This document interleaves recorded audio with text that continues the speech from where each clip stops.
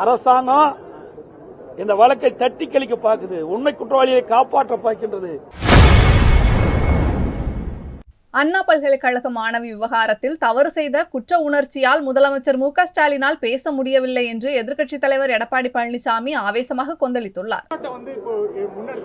எல்லா அரசியல் கட்சியுமே இறங்கி போராடக்கூடிய நிலையில முதலமைச்சர் ஸ்டாலினோ இல்ல துணை முதலமைச்சரோ இது குறித்து வாய் திறக்கவே இல்லை. நீங்க அவையில கேளுங்க, அதை கேட்க மாட்டீங்க. அந்த கேள்வி அங்க கேளுங்க. இப்போ நாடே பதறி போயிருக்குது. இன்றைக்கு பெண் குழந்தையை பெற்றெடுத்த ஒவ்வொரு குடும்பத்தைச் சேர்ந்த பெற்றோர்களும் கொதிப்படைந்திருக்கின்றார்கள். அண்ணா பல்கலைக்கழகம் என்பது ஒரு அடையாளம். இன்னைக்கு தமிழ்நாட்டுடைய பல்கலைக்கழகத்துக்கெல்லாம் ஒரு அடையாளமாக திகழ்வது அண்ணா பல்கலைக்கழகம். இன்னைக்கு புகழ்பெற்ற பல்கலைக்கழகம். இந்த பல்கலைக்கழகத்தை படித்தவர்கள் அறிஞராக இருக்கிறாங்க.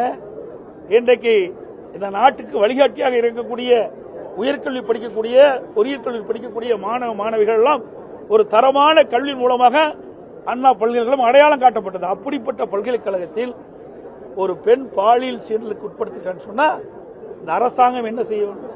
இந்த முதலமைச்சர் உரிய முறையில் நடவடிக்கை எடுக்க வேண்டும். எதையுமே சொல்லல.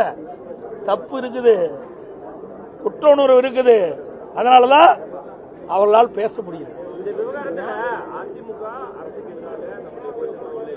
அதே நேரத்தில் காங்கிரஸ் ஆளுநருக்கு அதாவதுங்க, நீங்க அரசுக்கு எதிராக இல்ல, மாணவிக்கு நியாயம் கிடைக்க வேண்டும் என்ற அடிப்படையில் நாங்கள் போராட்டம் பண்றோம்.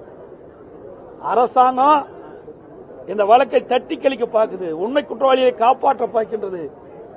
உண்மை குற்றவாளிகள் வெளிச்சத்துக்கு கொண்டு வர வேண்டும், உண்மை குற்றவாளி தண்டிக்கப்பட வேண்டும். இனி இப்படிப்பட்ட சம்பவம் தமிழகத்திலே நடைபெறக்கூடாது என்ற அடிப்படையில் அதிமுக செயல்பட்டுக் கொண்டிருக்கின்றது. செய்திகளை உள்ளது உள்ளபடி தெரிந்து கொள்ள ரெஃப்ளெக்ட் நியூஸை சப்ஸ்கிரைப் பண்ணுங்க.